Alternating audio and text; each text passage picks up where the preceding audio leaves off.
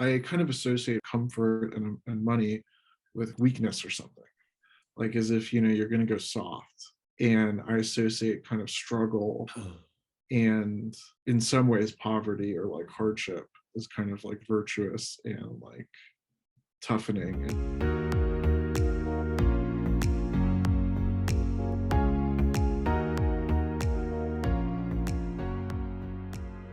Hey guys, and welcome to the next group dialogue. I'm really pleased to be back here with Ethan, Grace, and Maddie.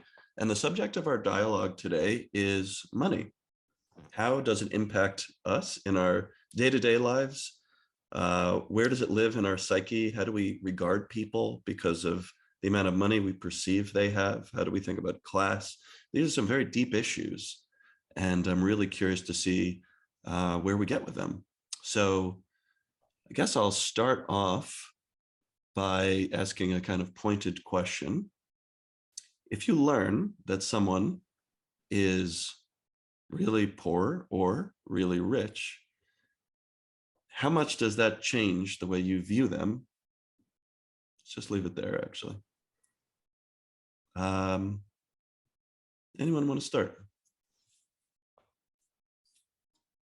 I'll start. So I don't want to say that I have different thoughts on people. However, when someone's really rich, my automatic thought is, did they work for that money themselves or was that inherited? And if they work for the money themselves, that's fine. That's great. To me, they're just the same as someone who doesn't have money because that's just what life is. But if there's someone who inherited a lot of money, I don't have as much respect for them. I should, but I think you're really rich and you didn't do anything. Okay, well, you're not really working that hard. I don't really want to, you know, be friends with people that aren't driven people. And you can be poor and incredibly driven, and you're just not making a lot of money. And you can be rich, but have worked really hard for that money. And so that's kind of my thoughts. I hear you. Can I ask a question? Yeah. Like how much of a difference does it make in your reaction to somebody if they've, say, inherited a lot of money versus few other advantages, like related to class, or a lot of advantages but not a lot of money?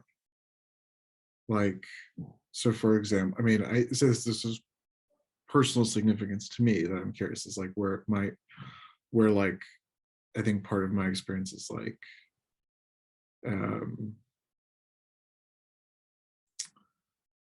I have not inherited any significant amount of money from my parents. They've helped me out with paying for, grad school and things like that.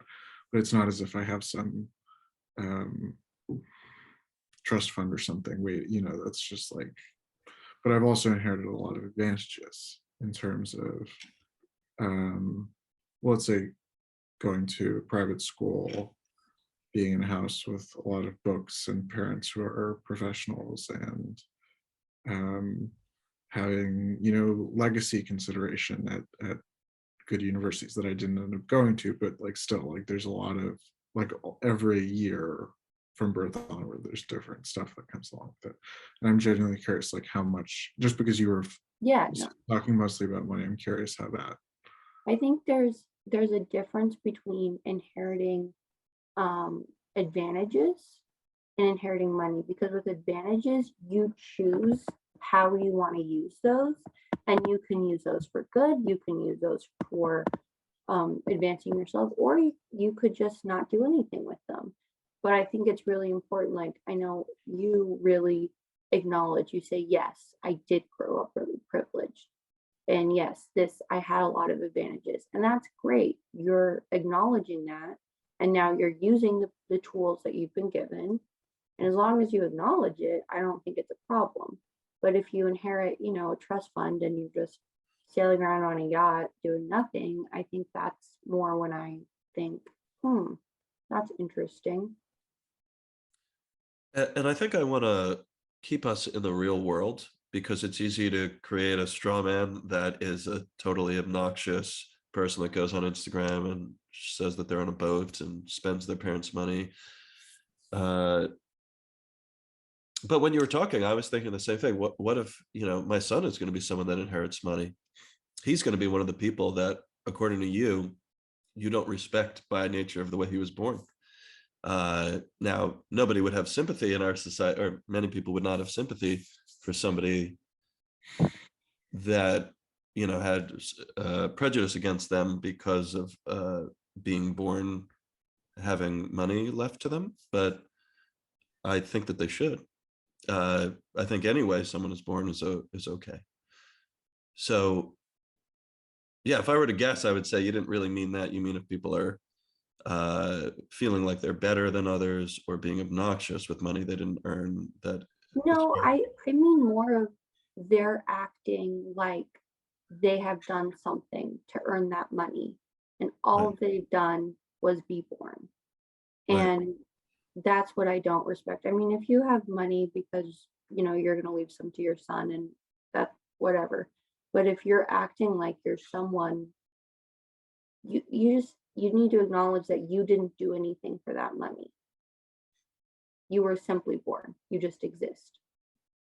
And I have a hard time with money that's not earned, and that's something I need to work on, obviously, because to me, the significance of money that you didn't earn just seems like it would be much less satisfying or worth less.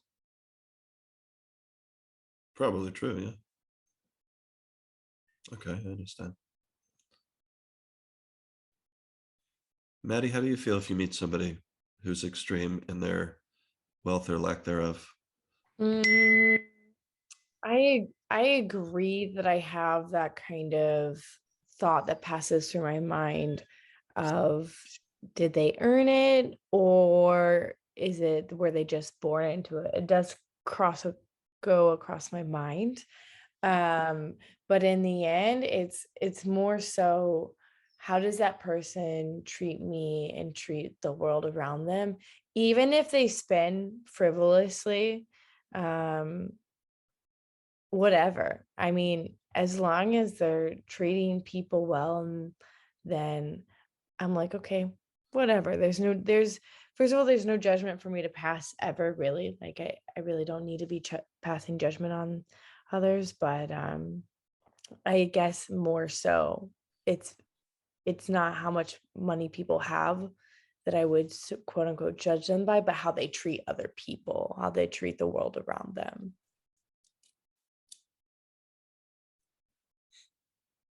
How about you, Ethan? Yeah, I mean, I think this is the topic that I guess I feel the most sort of self-consciousness around, as we brought up before. I think because it's like two things, both being an area where I've like, well, I mean, I guess I have privilege in plenty of areas, but it's somewhere where I find it harder to talk about sometimes than other things. And I think part of that is like, I don't know, I got this really intense kind of mixed messaging growing up that I think like left me with a lot of like guilt and sort of like anxiety, and like it was very confusing too. Where, well, let me answer the question first. To answer the question, I think I have a very strong judgment based on this that I wish I didn't have, particularly as a therapist, but also just as a person. I wish it were less intense, which is that like, if somebody, I kind of associate with a certain kind of like comfort and money with kind of like weakness or something, like as if you're going to go soft. And I associate kind of struggle and in some ways poverty or like hardship, like across the board, both in like money and other areas, is kind of like virtuous and like toughening. And like obviously there's elements in which that's true, but like one area which this really does not serve me, for example, is like as a therapist, where like I don't know, this like it's so much more complicated. Like there's like I can't say too much about my patients, but like, what's the amount of privilege somebody has if they have a nice house and $0 in their checking account? Do you know what I mean? Like they're like, it's really, Ugh. I didn't realize growing up how complicated those things were. And I think I have a sort of simplistic reaction to it sometimes that doesn't take into account a kind of range of experiences, because the people that I knew growing up and like whose homes I visited and stuff were largely like very wealthy people in New York. And I was given a very confusing signal where like, I mean, compared to most people I grew up around, my family is not wealthy at all. Compared to much of the US, like we're certainly well off. But then again, we live in New York. So it's like, it's not like we have a fancy car or something. But so it was very confusing. These signals were very confusing and still are confusing to this day about how to sort this stuff out.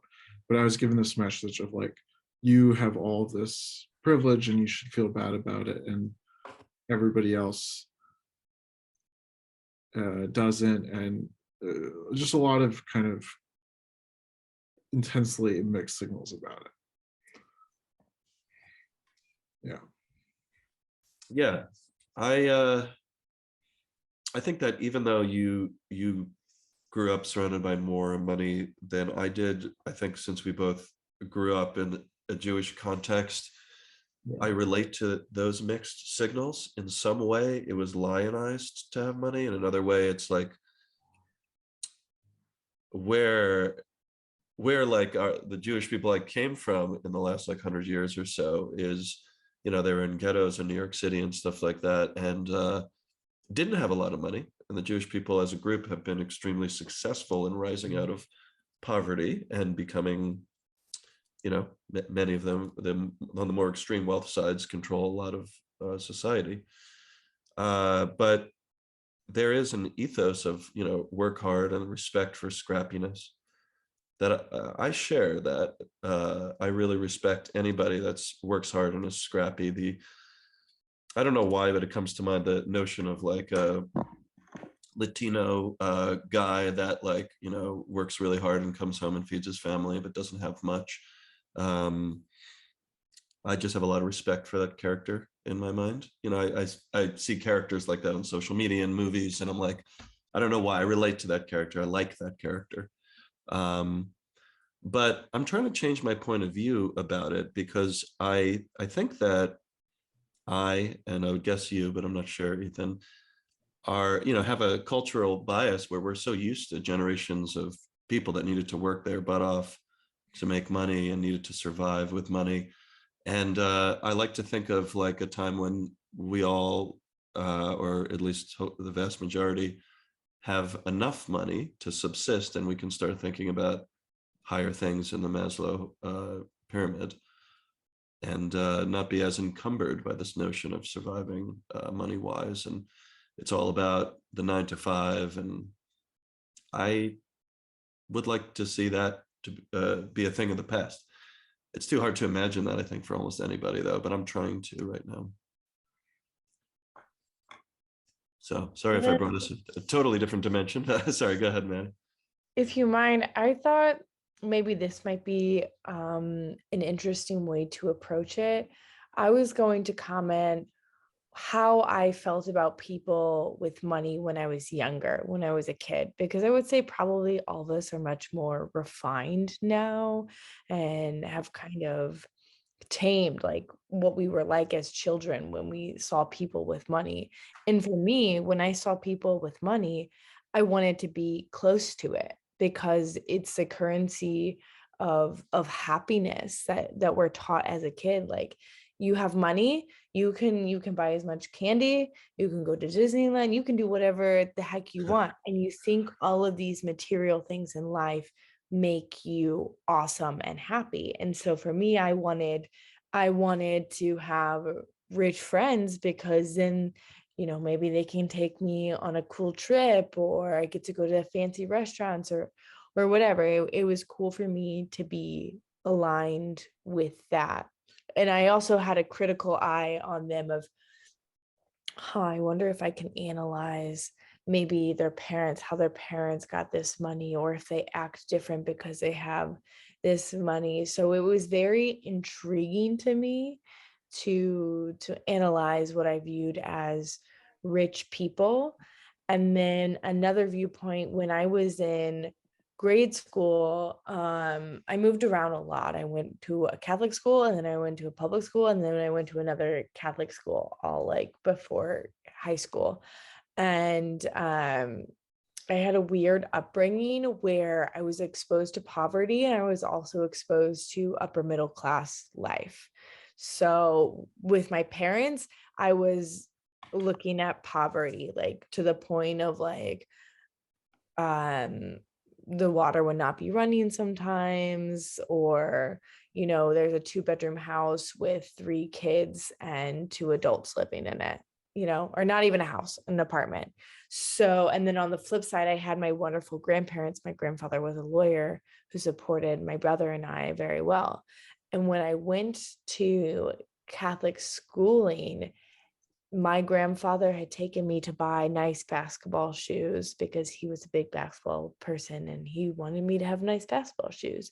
And so one of the first impressions they had of me was that I was a rich kid, and they treated me disdainfully because of this.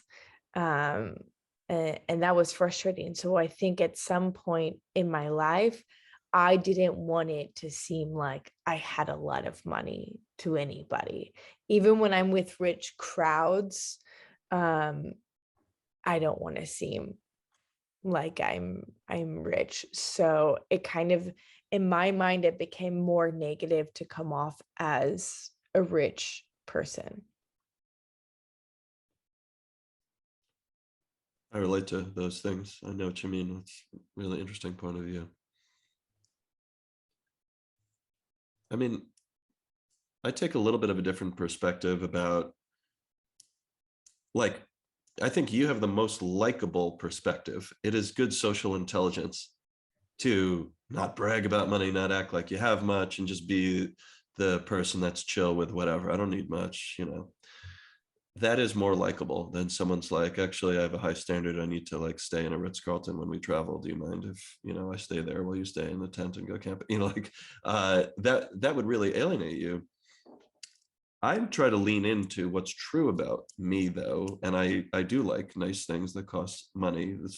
That's only one aspect. That's nowhere near as important as my relationships or my health. But I do like that, and so I'm in this divergence in my life where I'm like, I need to be honest and say that I like acquiring money, and I like the things that money gives, and I really care about the pursuit of truth. I care about close friendships, and those two things are a bit at odds. They are certainly not directly compatible, but I doing a grand experiment of my life to try to make them both work. So I'm not doing what you say, Maddie. I could lie, and it really would be lying to just be like, oh yeah, I'm just so chill with that, or I don't need much. I do need much. Not need, I could survive, but I would be pretty pissed about it if I like lost all my money or something. So I'm just gonna have to see how those things go, but they're all governed by truth, which I think is an overarching North Star for me. I'm curious, Maddie, would you be, let's say you had a lot of money, would you ever experiment with just being like, yeah, this is me, this is my life, I don't need to lord that over you or anything, I want to help, but yeah, I've got money. What do you mean? Like, what would I do with it, or would I think more of myself, or? No, would you admit it? Would you be comfortable making that part of your external truth that people know about, or would you always need to hide it to relate to people better? That's a good question. The thing is I do like expensive things. I have expensive taste. I like high quality foods and like dining experiences. Not too much, but like I hate fast food restaurants. Like I look down on them. I don't want to go to them. But yeah, I think it would be hard for me to flaunt. When I dress, I sometimes like to buy nice things, but not because it has a big like Gucci label on it or something like that, because I like it and I know it's good quality. So it would be hard for me to flaunt it and feel comfortable. And I think a lot of that also was very much so refined this summer at yoga teacher training because I used to crave and really want money my whole entire life. Even in my early adulthood, I went to school for international business and French, fully intending to be a businesswoman and to make more and more money as my career went on, with that being the main goal, was making money.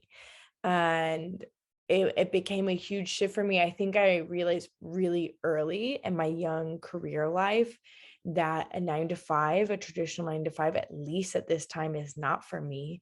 That money is not buying me happiness when I'm working a 9 to 5 in an office and I feel like I'm dying day in and day out, my soul.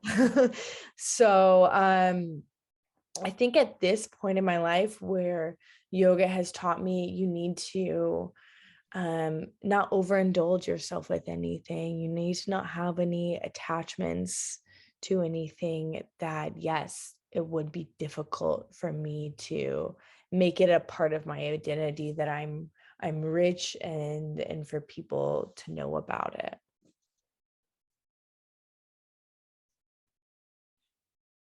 Curious for you two guys, how you would respond to that. Could you come to peace with money being a part of your identity, even a narrow part, or would it need to be hidden, essentially I, lied about? I don't think I would lie about it because I'm the kind of, I've always been a saver. I've always been someone, because I grew up with parents that did not do the best with money, and they'd have to borrow money from me sometimes as a child to Whoa. pay for bills. Like my dad would say, "Hey, we don't have any money for groceries. I need $50." And okay. Um, and so I've always been someone who's been working. I started working when I was 12 years old, cleaning an Airbnb. And then it's just kept going, and I've been saving. And so I'm someone who works really hard because I want to have my basics covered, but I also really care about the people around me. And I want them to feel taken care of too. And so I'm going into a career. So from what it looks like, and I have a big company that wants to pay me more money than my mom and pretty much my dad has ever made right out of college. Huh. And it's not rich at that point, but it's only going up. And to me, I don't want to hide it because I think that would be inauthentic. And I'm very much the same as Maddie, where I don't buy a lot of things. I'm very minimalistic, but I buy things that last. So maybe it's going to be an expensive jacket, but it'll last me for 10 years. But I want to be the person that can care about others. And if that means they need some help financially, I want them to be able to come to me and say, "Hey, I kind of need some help."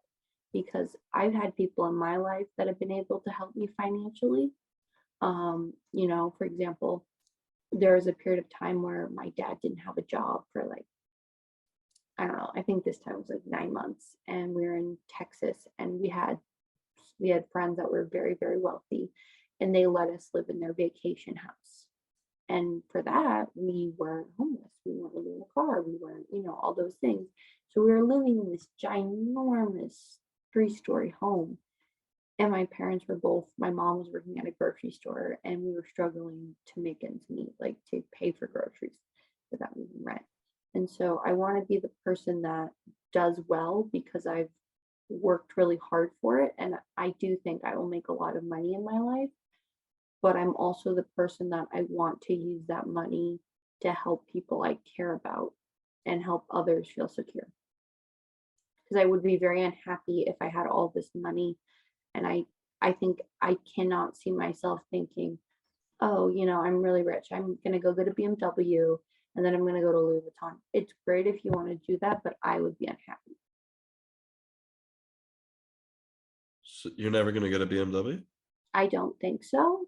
I mean, to me, I I'm kind of not a car person. I'd rather get an electric car or something because to me, cars depreciate. If I'm going to do something nice, it would be, I have a goal of at some point, I want to buy a little house in Nice. So I can go when I have time, and my mom can go, and anybody who needs time away to go on vacation can just use that house. And that's something, I want to do with my money that I feel like can help a lot more people than just a car. But BMWs are great. I think they're amazing. Like, oh, that's a nice car. But for me, I would be too worried. Oh, I'm going to hit that curb and then it's going to be scratched and I can't live in it. Huh. I want to let Ethan jump in if there is something, but I have a lot of reactions to what you're saying. It's interesting. Yeah. Sure. Yeah, I'm curious. Everyone can come back, but I guess to answer the question, I think maybe like you, Evan, that's something that would take deliberate effort on my part, and something that I think it would. I think it would be best if I can cultivate a little bit of that. I don't. I'm not going to make very much. I'm going to continue making. I mean, I'm paying for grad school now and won't make any money for at least 7 years or so. After that, it kind of depends on what kind of career choices I make. But it was interesting, Maddie, what you were saying growing up about this kind of like experience growing up, and it's just really interesting to me how different mine were, and I think really unhelpful to me. And Evan, I agree with you that kind of what Maddie was saying is kind of like a very, I don't know, socially sound worldview, and I think mine is not. But like when I was a kid, like I would get an allowance and I never spent a cent of it. I mean, like it was like once a month or something. I would buy a soda on the way home from school. And that was like a thing. And that was it. And like I was really pretty extreme. Like I was a bit of like a hoarder as a child. Like I would not throw things out. And like I don't know, I just had this like anxiety about it. And like it's like to the point that like now I've like loosened up a bit, but it's like sometimes I like have to force myself. Like I sometimes think to myself, like I sometimes like force myself to spend money on something, because I think like, Ethan, you need to like stop being so like obsessive about this and like so like strict. But it's like then another person's like, what the hell is wrong with you? you're like making this into like work or something when it's supposed to be enjoyable. And like I think my life would probably be better and my relationships would probably be better if I like did not have that anxiety about it and was just like had like a more attitude of like wanting to enjoy what I can enjoy. And I expect that as I grow older, this will probably become more complicated or like, yeah.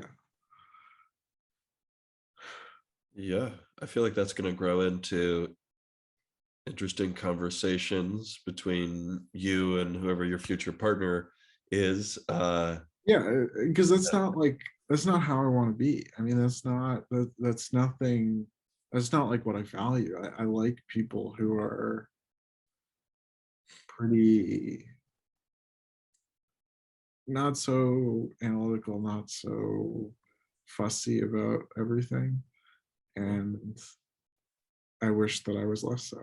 And I wish I could spend more on something without like doing the math of like where that comes from, or like what other things that it's like, oh, you spent this much on this. If you hadn't, then you could, if you spend, think about how many weeks of, or think about how many normal groceries you're spending on this one dinner out. Like I do think my life would be better if I could sometimes just not do the math. Yeah. Yeah. And then and if I have saying. kids, that's not how I want to raise my kid. Right. Sorry, Grace. Oh no, I was just saying I very much relate to that because I would work and I would save all my money, and then if we needed groceries, then obviously go for that. But I would never spend it on anything. And then I realized I have so much money at such a young age and I'm not spending it. And I'm not a spender. I'm really not. I'm very frugal. But what I started to do was I started to go get myself a coffee out once a week. which in my mind is completely wasteful because I can make coffee at home.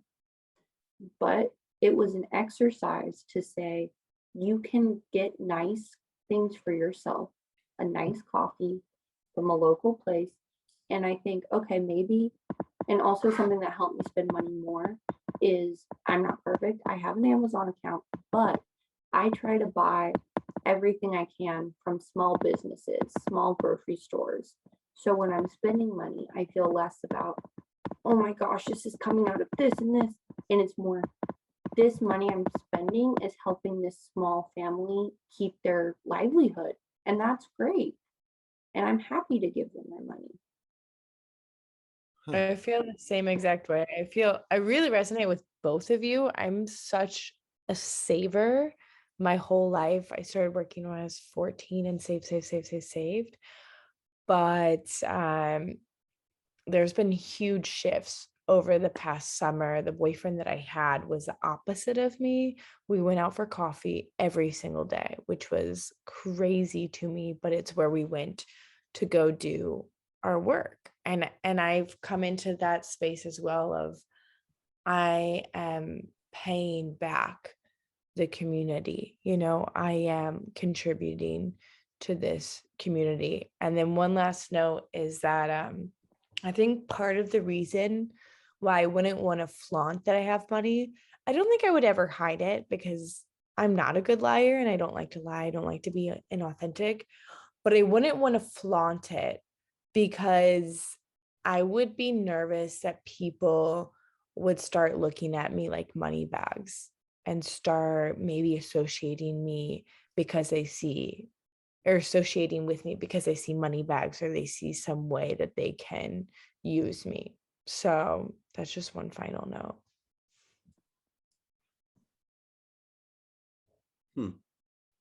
One thing that's striking me is how different you guys are from me in this. Like there's a difference here in that I'm older than you guys. I'm already deep into my career.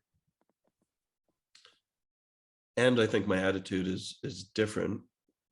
Like I really appreciate, and I think it serves you well to understand the value of money and how easily it can disappear. That seems to be really clear to you guys. And that would be a problem if somebody was like spoiled and they, just inherited money and then just spent it. There's many a story like that. But I see money as something that is easy to make when you're at a certain like talent level. Like again, Grace is a future well-off person, no question in my mind, based on all the things I know about her. And I don't know how you'll evolve, but I see money as easy to make, not when you're you guys' age, but it gets easier and easier. The more you have, the more you can make. It's very unfair. And therefore, there's no reason not to spend it because then you die and you give half to the government or whatever. You don't keep it. So I am wasteful with money all the time, and I like that because it just makes life easier for me. Like I could cook food and I'll just order in.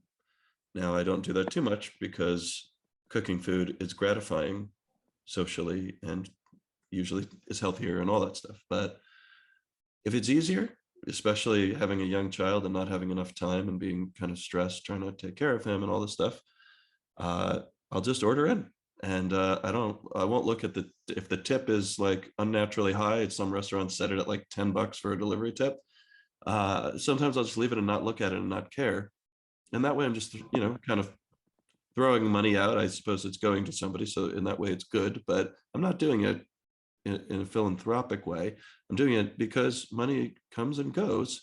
And as long as my bank account's not going down all the time, that is, if I'm competent in my work, then I can just keep being competent in my work. And then within a certain level, spend whatever the hell I want on whatever I want, even if it's wasteful, as long as it's not hurting anything, but it really hurts the environment or hurts somebody in some way. If I'm buying a, service that's hurting somebody, that I'm against. But so my whole attitude is different, even though I grew up fairly similar, I think, to you guys.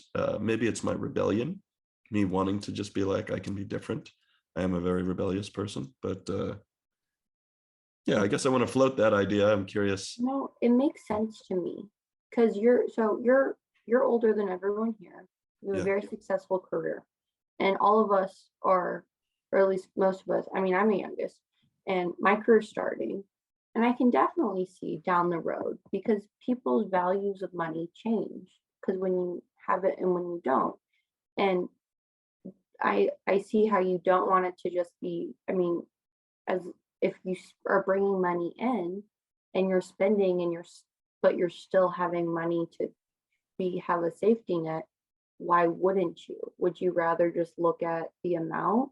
And when you're not spending, you're actually hurting the economy at someone at your economic level. If you're not putting any money out, you're just keeping it, which doesn't make sense either. And I think it makes sense because you're in a much different part of your career and your life than all of us. Right. So, I mean, like $100 for you is, nothing. And to me, that's a school book. And that's where I'm at in my life. Can't believe how expensive school books are. That's a cheap one. That's cheap. Wow. Okay.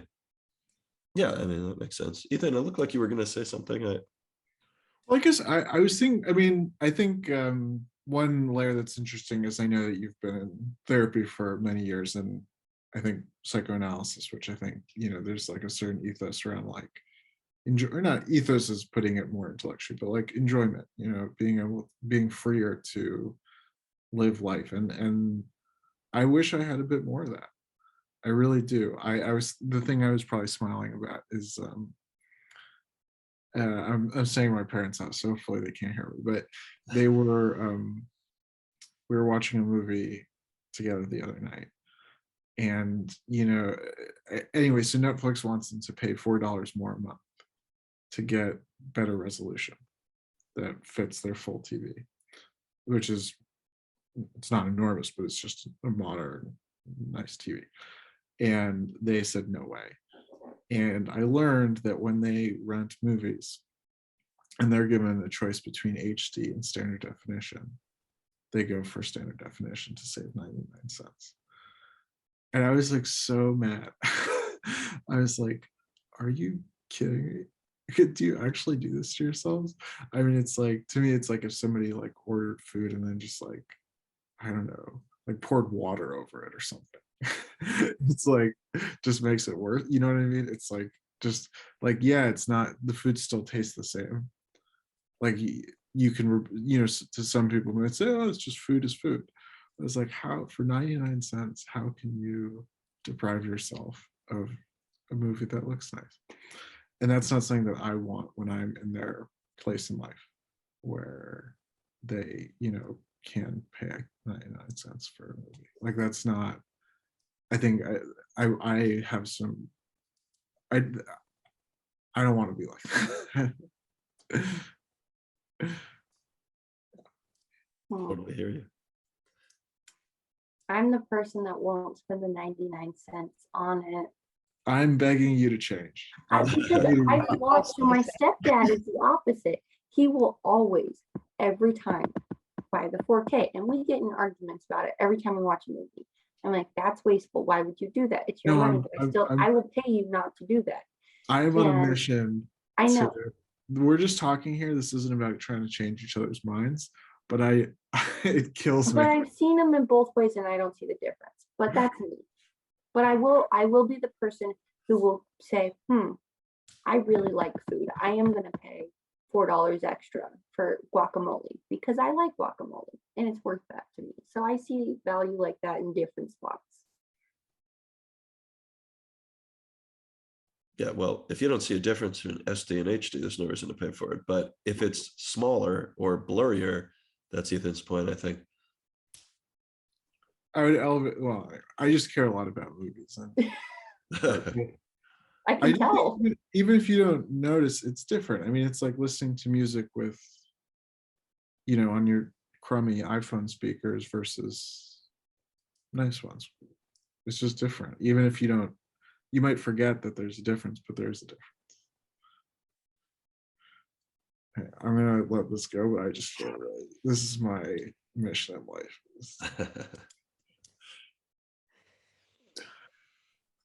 There's a big thing in like the political world of saying like, should billionaires exist? There's the fair share, pay your fair share thing that's been around. I started hearing it during the Obama years. What do you guys think of billionaires? Do you think that's like okay? Do you think I it's think immoral? I think it's great if you work really hard and you make a lot of money. However, I don't think it's possible to ethically become a billionaire without exploiting people. So if you can become a billionaire without exploiting workers and doing all this stuff that somebody else is paying for, either in labor, in environmental destruction, all those things, if you can become an ethical billionaire, I am all for it. But it's when it's not, I don't think we have any ethical billionaires quite yet. That's just my thought.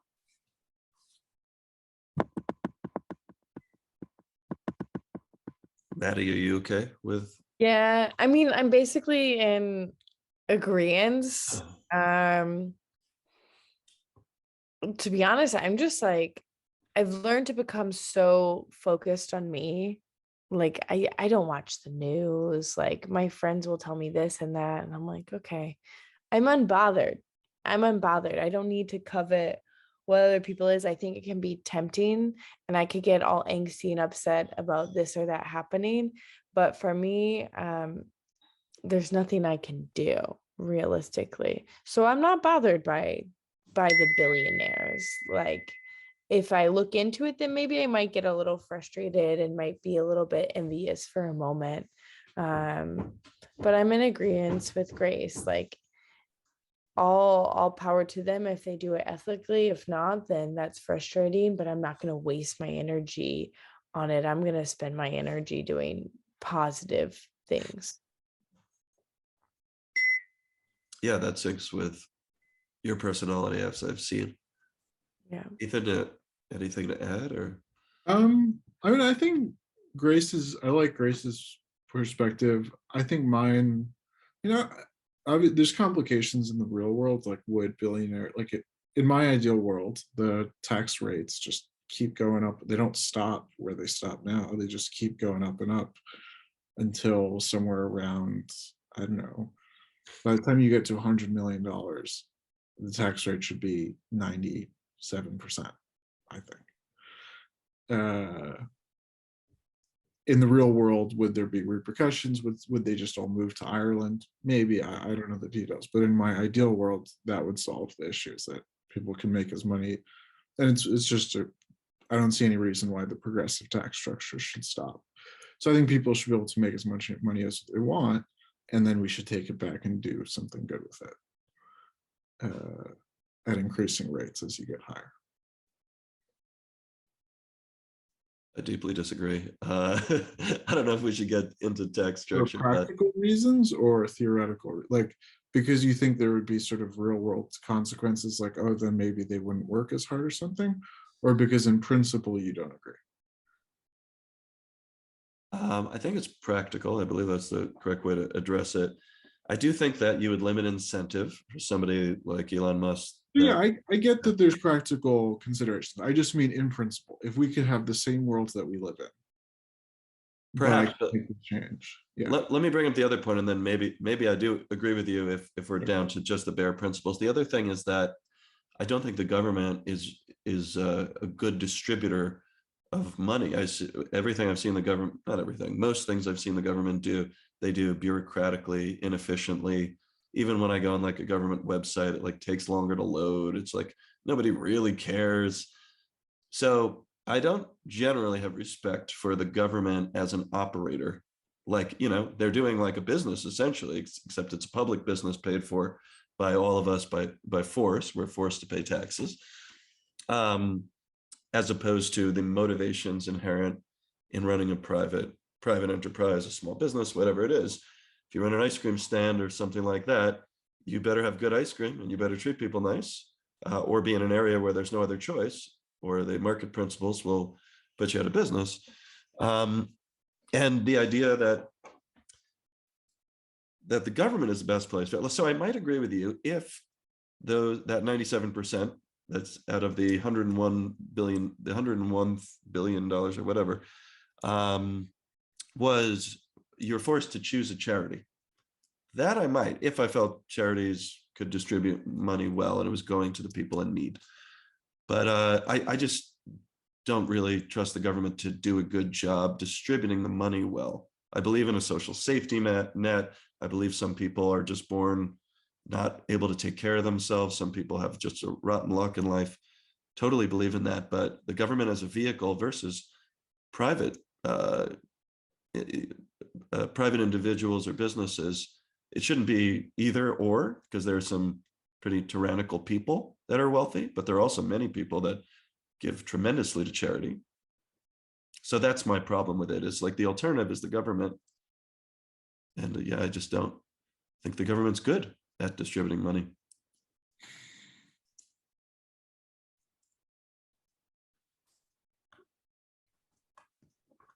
I agree with that because, I mean, I don't know about the 97% of tax. I mean, I think it's really important to be taxed accordingly to how much money you're making. But sometimes I definitely agree. The government does not, they don't budget well. They put, in my mind, they put too much money towards the military that should be going other places like schools.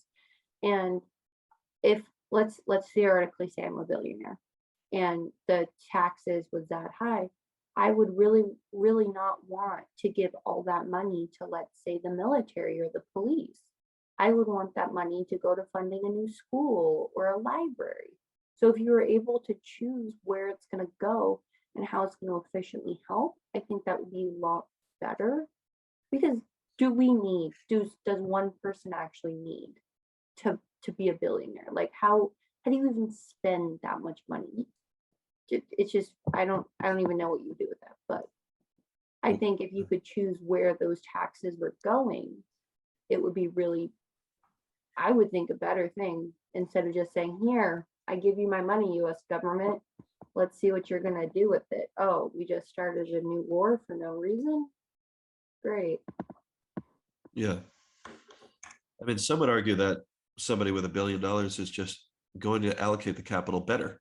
Like Elon Musk spends a lot of his money starting companies, spending hundreds of millions of dollars starting companies. I believe he has invested a lot of his personal wealth into that. And when he's not, I have to imagine he puts money into investments, which go down to companies.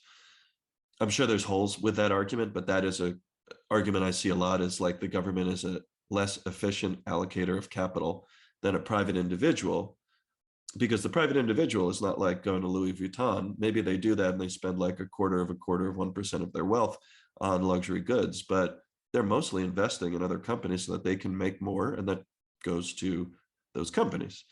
Even if they put it into a bank, the bank is lending that money out. So again, I feel there's limitations to this argument, and we just may not know what those are. So I don't want to like say that it's such a good argument, but I remember Andrew Yang, when he was running for president, had this idea of like tax day being this exciting day where we would choose the causes that we wanted, let's say 80% of our taxes to. Maybe we shouldn't have control of 20% because it needs to go to things we would never, that are not sexy or whatever, but the government needs to run. And then 80% goes to stuff we care about. And it would be a joyous day. I love that idea. I was like, wow, what a great idea. Yeah, I'd be more of a fan of that.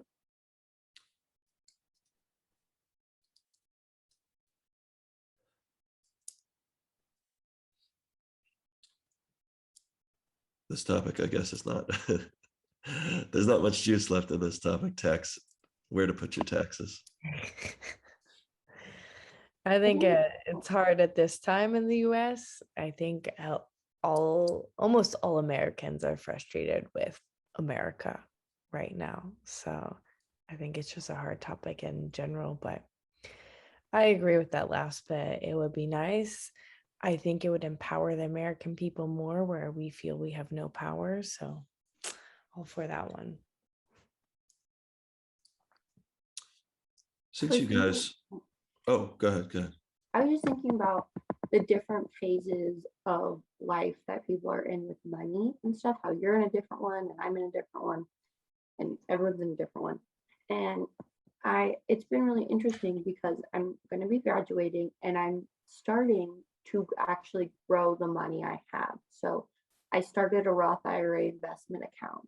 And I also am realizing when I graduate, after about 3 years of working, I'll have enough money to put a down payment on a home based off of my projections. So I'm starting to learn more about how to grow my money, which is a really exciting thing. But at the same time, it's okay, there's all these things that I was not prepared to think about because I did not grow up always in a situation where we have the money to grow.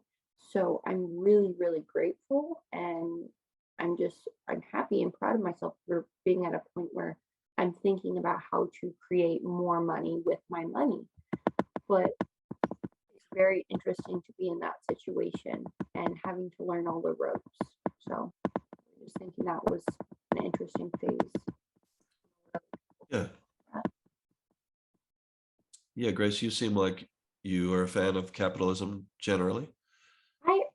I like to think about ethical capitalism, which is impossible, but sometimes I sound a little bit pro-capitalist and sometimes I sound a little bit socialist because at the same time, I want people to make a lot of money and grow money, but I also want people to have their basic needs met because I think that's important. I don't think someone should starve because their parents are bad at money.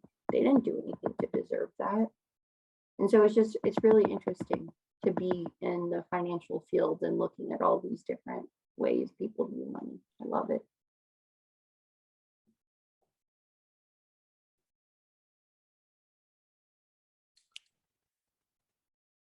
Do you guys hope to partner with somebody that is more financially successful than you? It would be great.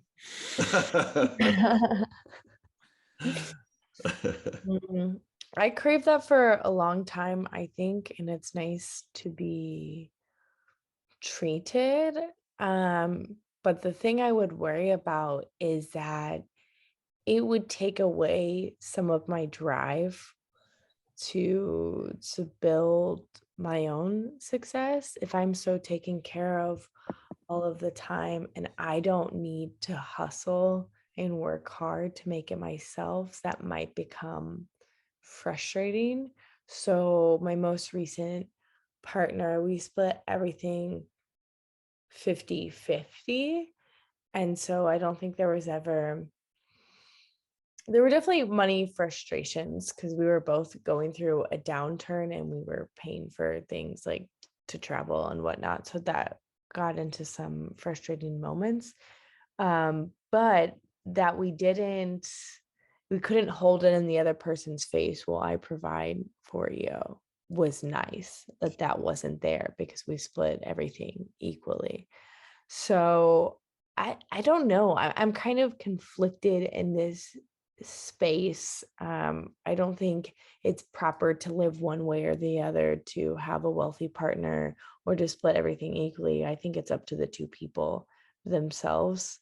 But as far as my own preference, I'm really actually not even sure what mine is.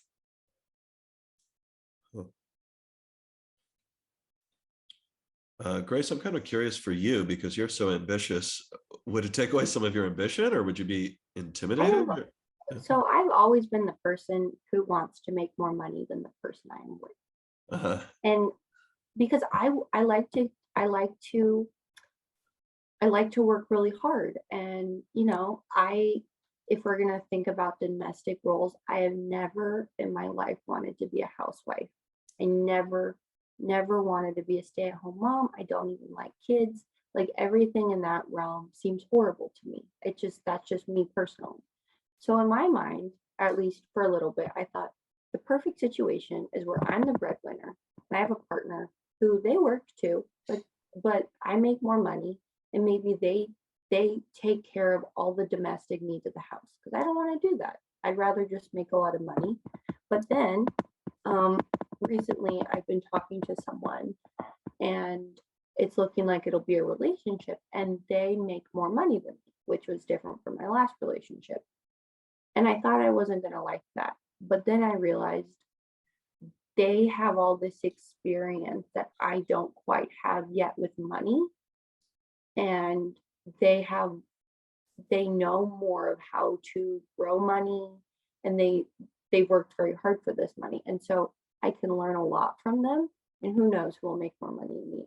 But to me now, I think I want someone that will be a good partner. It's not necessarily about the dollar amount, but I need someone that matches my drive so I can learn from them. It's like how you want better friends, people that are more successful than you to be your friends. So you go up in an upward direction. And would you be comfortable with a house husband? Totally. I mean, if they were driven in a different, like they still need to have drive.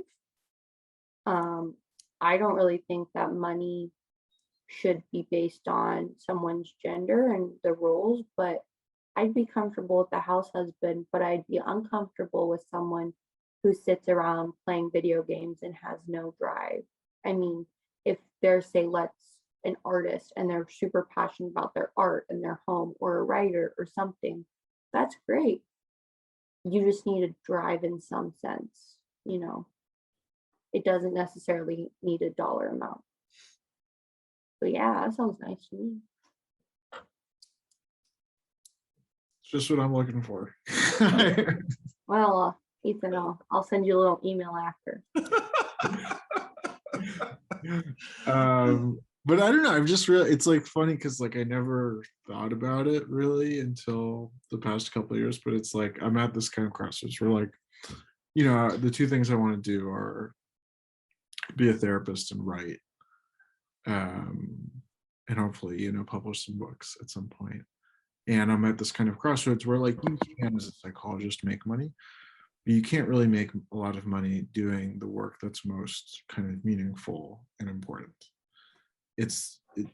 I hope that in the years to come, I'll sort of figure out more of a balance, but like, it really does feel like there's this kind of fork in the road where you either can do the work I really want to do for really bad pay, considering 5 years of grad school, or you can go the other road and do the work that I'm not really in this for and make more money. They're still not, business world level amounts. And I also want to write, and I don't know now, as I've like grown older, it's like I sometimes like have this wish, yeah, it'd be sweet, not that I would ever stop working, but to have a bit of that pressure off and to be able to live in New York or the Bay, which are kind of the two places I've been living, which is hard even in the best case scenario of how that would work out. But like, yeah, it'd be great. I think it's really unhealthy that women are taught to rely financially on men for many reasons. One, it gives the man all the financial pressure that they're going to have to provide for her and the kids and everything. And people can work it out between themselves totally. And that's what just the idea that you rely on a man. But on the flip side, like I've seen in my parents' situation, that when my mom got divorced, she didn't know how to manage money well. She hadn't been working. She'd been raising my sister and I, so she'd been out of the work, like the actual, she'd done jobs, but the career game for a while. And so I think it's dangerous for both people. One, there's a burnout with someone and extreme stress. And maybe you have things that like you're okay with not making a lot of money, but you want to live comfortably. And that's fine. But at the other hand, the woman can't leave an unhealthy relationship because she doesn't know how to, like, she doesn't have financial skills. That's my thought. I like that.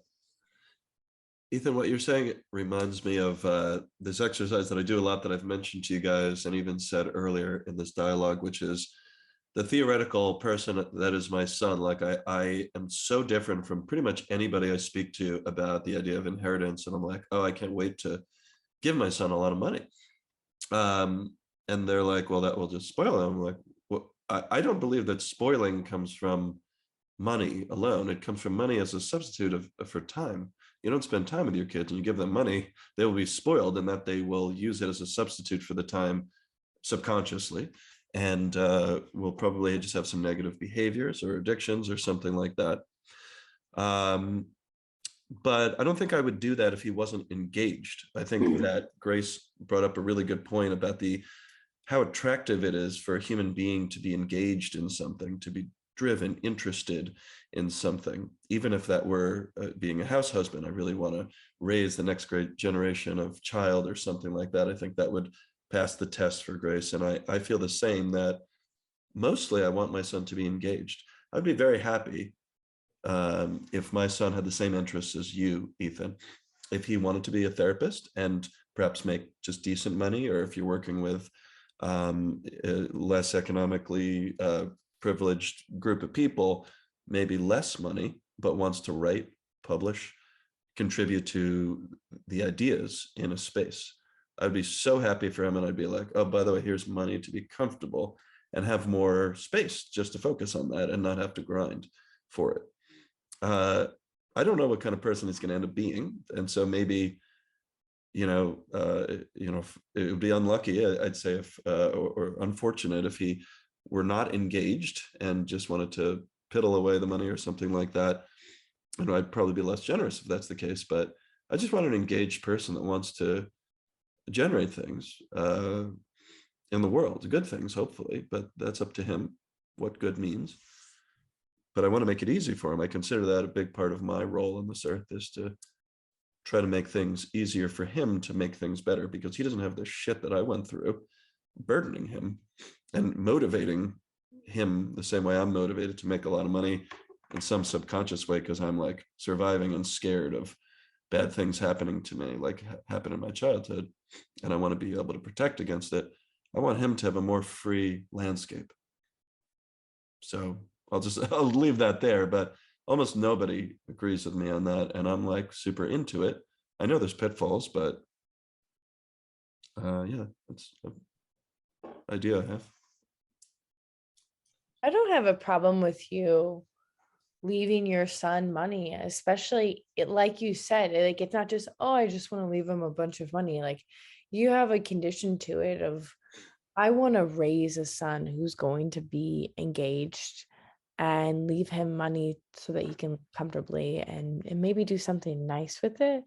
There's no problem with that, because at the beginning I said, when I meet people who are rich, there's like one little mini judgment I guess I have going on. Are they nice? Are they nice? Like, are they driven? Are they doing something with their life? And if so, then I'm like, cool, whatever. I mean, good for them then. Good for them that they're happy and that they're making a positive impact in this life. And that's it. So I think it forms a bit of jealousy just naturally, because we're taught that money is so important and money is where happiness is derived. But I don't think there's necessarily anything wrong with it at the end of the day. Thank you. I feel that you've given your blessing. Send them all the money. I think my mom and I were talking about it today, and how, like, I really, really value art, and I really value people that create art, and are able to have the space to write and philosophy and all the things that I might not necessarily get to spend all my energy for because I'm making money. But I think those people are so important. And I also think that they're undervalued, because people think, oh, well, they're just a starving artist. But why should artists starve? They're creating something of value that cannot be replicated. I cannot go paint something beautiful that will bring meaning to lots of people. I can't write. And I think that those people should be highly valued. So something at least I try to do is I try to buy directly from artists. And I do have art, and I spend money on art. And I spend money on artists that are small because I think they're valuable. And so I think that if giving money to someone so they can, let's say, be a therapist or a writer, that's an amazing gift that you're giving him, but you're also giving to people that he can hopefully affect with his art and his writing. I think it's super important, because what would life be if we didn't have creation? It'd be so boring. Love that. Yeah, and just because you're creating something doesn't mean you deserve to be poor.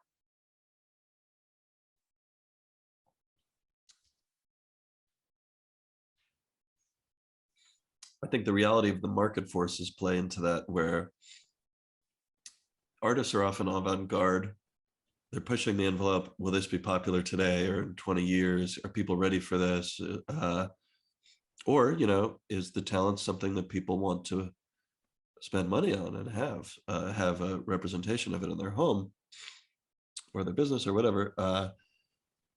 So in some way, your talent as an artist is up for consideration, but I think it's one of those situations where 1% of the artists make 99% of the money. Mm-hmm. So it's just really rough for all the rest, including very talented people that are in like the 5th percentile of talent or whatever. They're probably making pennies compared to somebody that just happens to have hit upon a popular style of painting, music, whatever it may be. They're marketed well. So I like that you do that, but I do think it's evidence of some of the harsher aspects of capitalism, where you will be judged.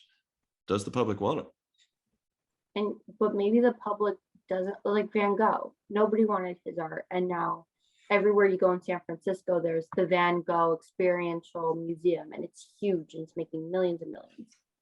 It's everywhere. It's all throughout the country. Yeah, and I really want to go, but what do you guys think about profiting off of art of someone that has died? Like, someone dies and you release their art and then you make money. I was talking to my mom about this. This is why I'm bringing it up. I don't think it's right unless you already own the art. It's just an interesting. I thought, I was wondering what you guys thought about that and money. I mean, there's a whole business of setting up the exposition or whatever is going to happen. So they're profiting off of the business that they're making. I understand that the focal point is the artwork, but also that is respect to the artist, that their art can be seen, because I think one of the only points of creating art is for it to be shared and for it to reach other people. So I see how it's like, oh, they're profiting off of them, but in fact, they're profiting off of the hard work of putting everything together, and I imagine, giving opportunity to dead artists for their artwork to be seen and for them to have fame even when they're dead, for them to have people that value them and see them even when they're dead. So that's how I feel about it.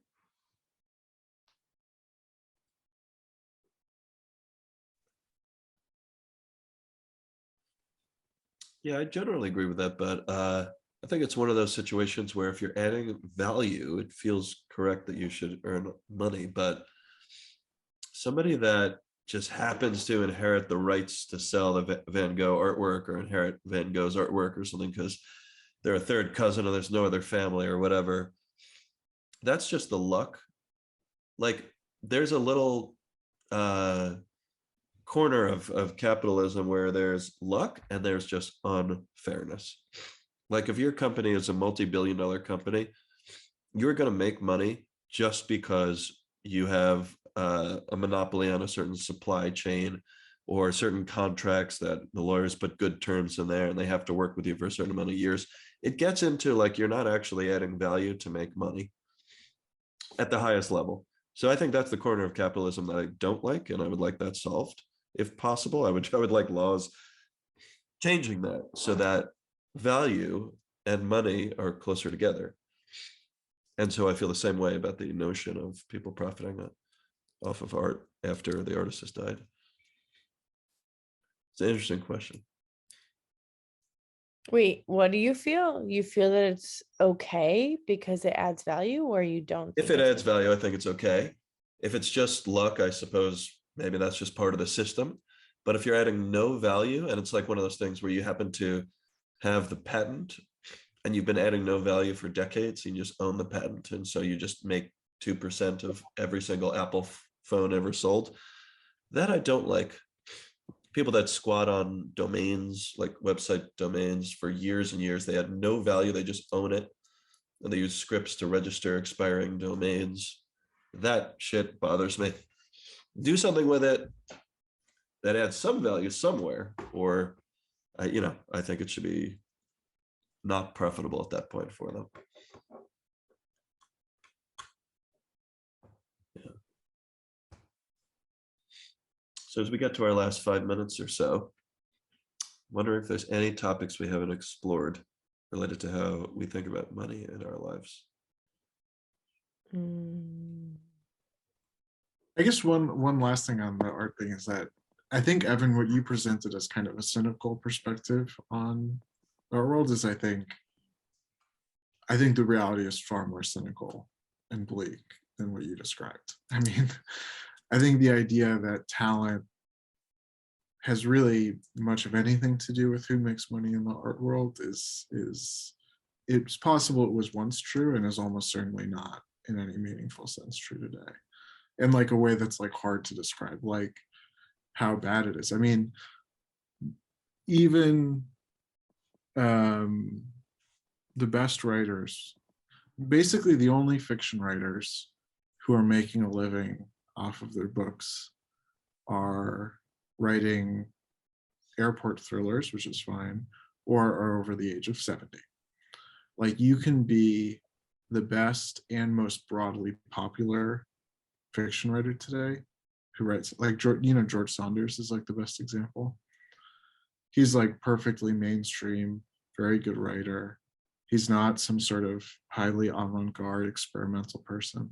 He doesn't make a living writing, he makes a living teaching. Books are a very expensive hobby that he indulges in. And he's at the top and is also has broad appeal. Like, that's how bad it that I mean, and things have really changed in the US. Like a really like Thomas Pynchon, who was very experimental, he sold 1 million copies of his first book in like 1962 or whatever. I mean, now like only George R. R. Martin does that. I mean, it's crazy how bad things are. Like you can write a novel that wins all kinds of awards and is treated as one of the greatest novels of the decade and make $10,000 for it. Like, it's really unimaginably bad and really it's terrible. And yeah, anyway. And like, you have even Martin Scorsese saying it's impossible to get a film produced. Martin Scorsese can't find the money. How do you expect somebody who's any more experimental or unproven? Yeah. Definitely hear you. That sounds, yeah. It's really bad. Yeah. Sounds like systems that need to be changed. Yeah.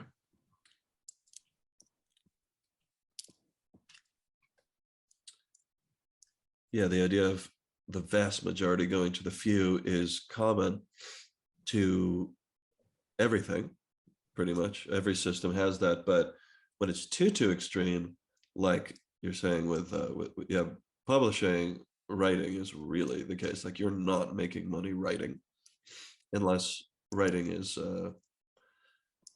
just the thing that you do to really support your stuffed animal business or whatever it is that you're doing, or online courses or whatever actually is where the money is.